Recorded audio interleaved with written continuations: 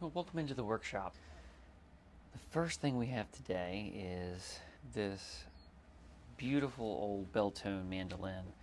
I had a customer call me about this, and she's like, I realize it's not worth a lot of money, but it's got a lot of sentimental value and it's got some damage, and I'm wondering if you can take a look at it. I can't find anybody who does veneer repair. So what she's dealing with is this right here.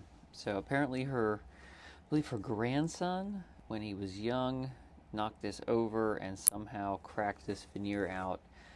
And as is pretty typical, her and her family had tried to patch this up with some wood glue, and so now this veneer's sort of locked in place and is going to be a more difficult repair.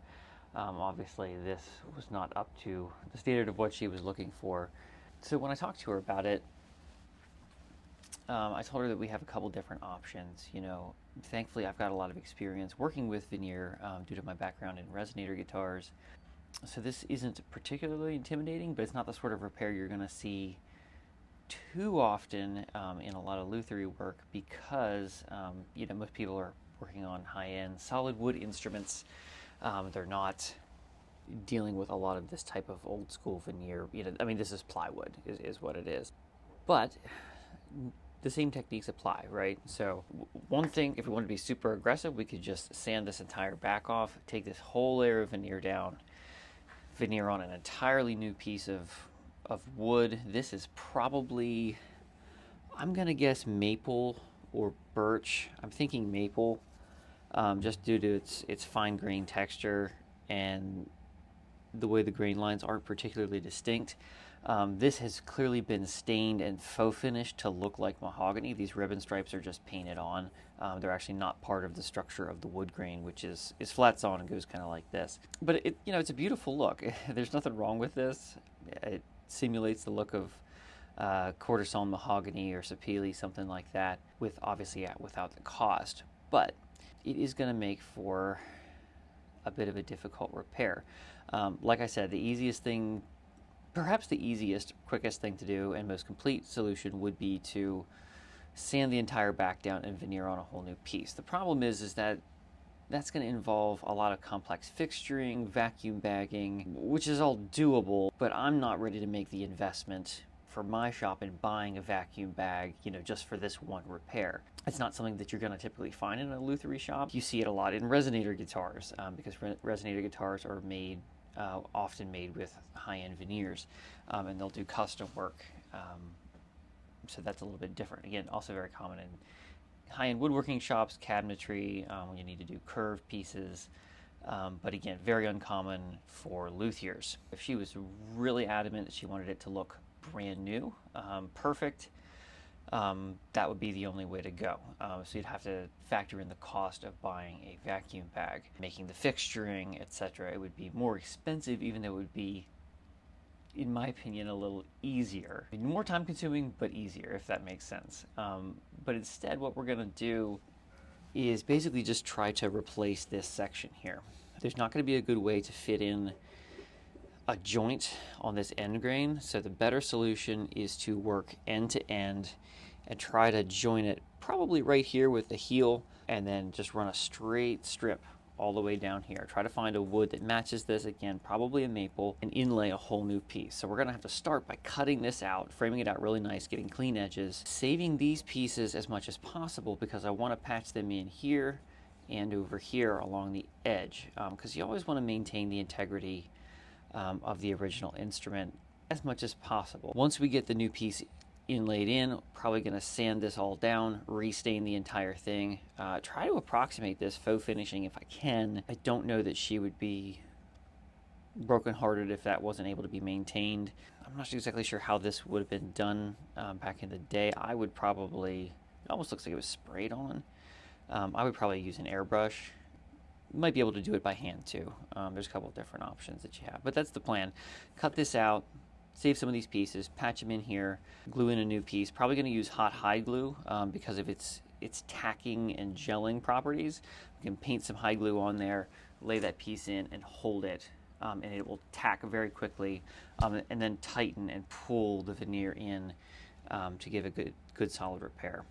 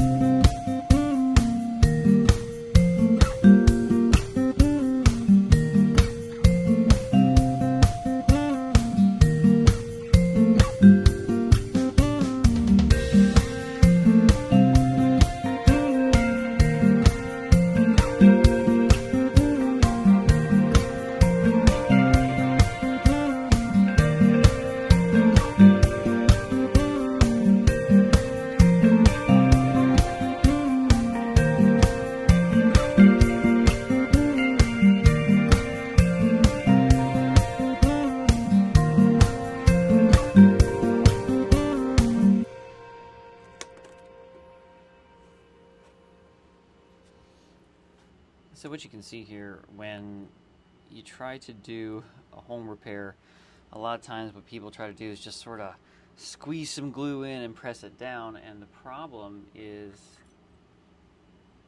if there's space under here and these fibers get sort of tangled up and caught on each other, so they don't go back together neatly unless you do a lot of prep work in this area.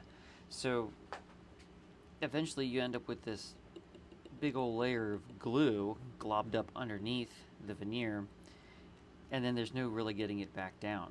Now this came off fairly well. Another option that I could do is try to clean this off and actually patch it back in, but then of course we'd still have to worry about this area. So it's really a catch-22. Where do you want the pieces to be patched in? And you're still going to have this big cracked up region, which again you can fill that and stain that and make it look somewhat decent, but I think it's going to give the best repair to make this one contiguous piece and then patch in a piece over here.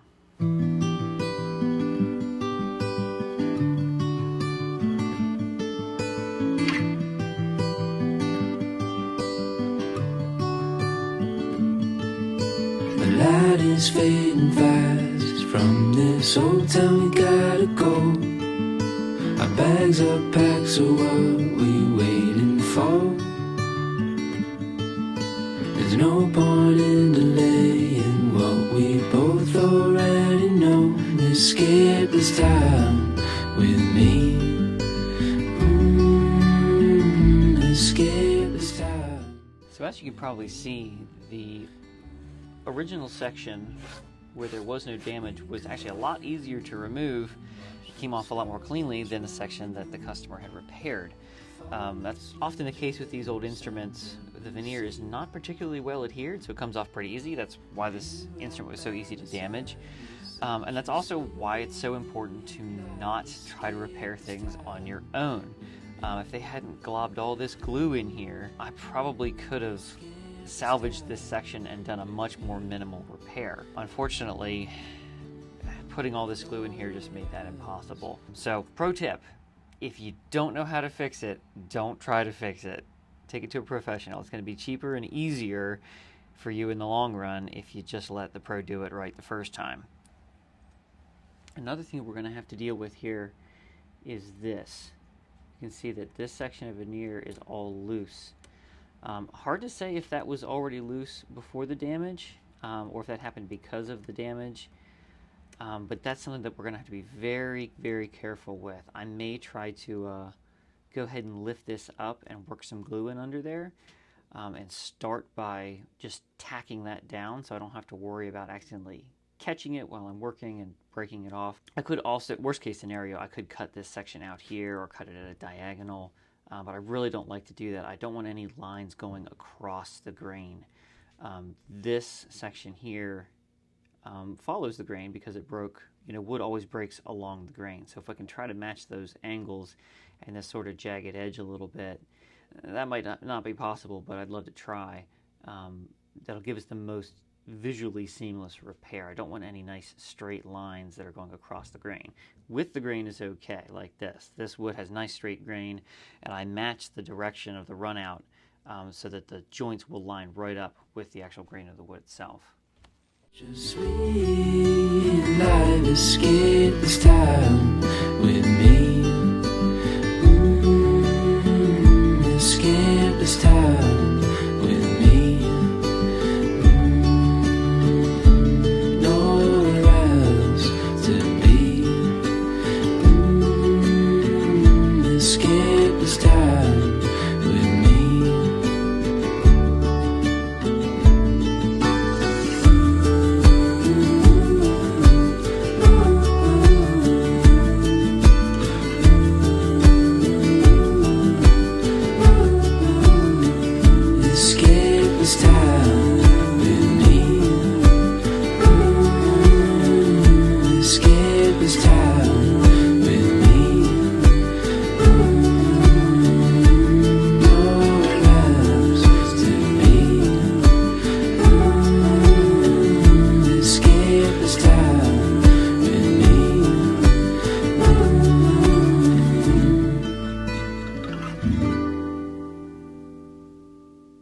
So this might be the most stressful part of this kind of work. There's really a strong temptation to be able to see what you're doing and to be able to see the results right away. Obviously, I've got this whole tape down. I can't see what my joints look like. I can't tell if everything's flush. It's one of those things you sort of have to develop with experience, knowing your fitment, being confident in how it's going to go together before you send it. You're going to have to develop the ability to trust your skills and your knowledge and know that it's going to go together the way that you expect it to.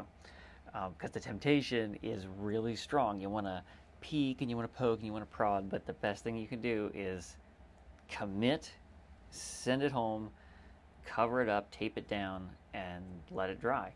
And this only needs to sit for half an hour or so. I used aliphatic resin glue.